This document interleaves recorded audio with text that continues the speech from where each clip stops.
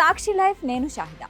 తెలంగాణ రాష్ట్రంలో ఆసుపత్రులు, వైద్య కళాశాలల సంఖ్య నానాటికి పెరుగుతున్నప్పటికీ ఆ స్థాయిలో రోగులకు సేవలు అందించే నర్సింగ్ సిబ్బంది లేకపోవడం వైద్య రంగానికి పెను సవాలుగా మారింది. గడిచిన 2.5 ఏళ్లలో ప్రభుత్వం 10,000 మందికి పైగా నర్సింగ్ ఆఫీసర్లను నియమించినా ఇంకా దాదాపు 55,000 మంది నర్సుల కొరత వేధిస్తోంది. ప్రపంచ ఆరోగ్య సంస్థ WHO నిబంధనల ప్రకారం ప్రతి 1000 మంది జనాభాకు కనీసం 3 నర్సులు ఉండాలి. కానీ సుమారు 3.9 కోట్ల జనాభా ఉన్న తెలంగాణలో కేవలం 60,919 మంది రిజిస్టర్డ్ నర్సులు, మిడ్ వైఫ్స్ మాత్రమే ఉన్నారు. అంటే ప్రతి 1000 మందికి కేవలం 1.58 మంది నర్సులు మాత్రమే అందుబాటులో ఉంటూ WHO ప్రమాణాల కన్నా రాష్ట్రం 47% వెనుకబడి ఉంది. దక్షిణాది రాష్ట్రాల్లో నర్సుల సంఖ్య గణాంకాలను పరిశీలిస్తే పరిస్థితి తీవ్రత మరింత స్పష్టమవుతోంది.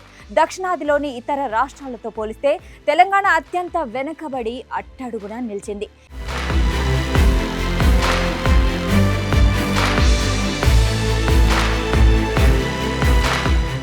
కేరళలో అత్యధికంగా ప్రతి 1000 మందికి 10.47 మంది నర్సులు, మొత్తం 3,84,000 మంది అందుబాటులో ఉండగా కర్ణాటకలో ఆ నిష్పత్తి 7.69, మొత్తం 5,30,000గా ఉంది.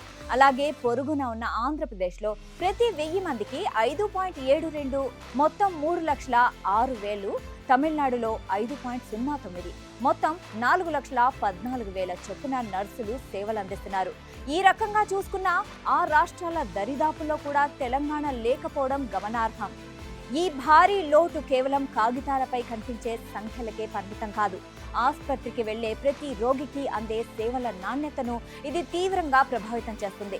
రోగి ఆసుపత్రిలో చేరినప్పటి నుంచి సమయానికి మందులు ఇవ్వడం, బీపీ, పల్స్ వంటి వైటల్స్ చెక్ చేయడం, అత్యవసర సమయాల్లో తక్షణం స్పందించడం వంటి అత్యంత కీలక బాధ్యతలను నర్సులే నిర్వహిస్తారు.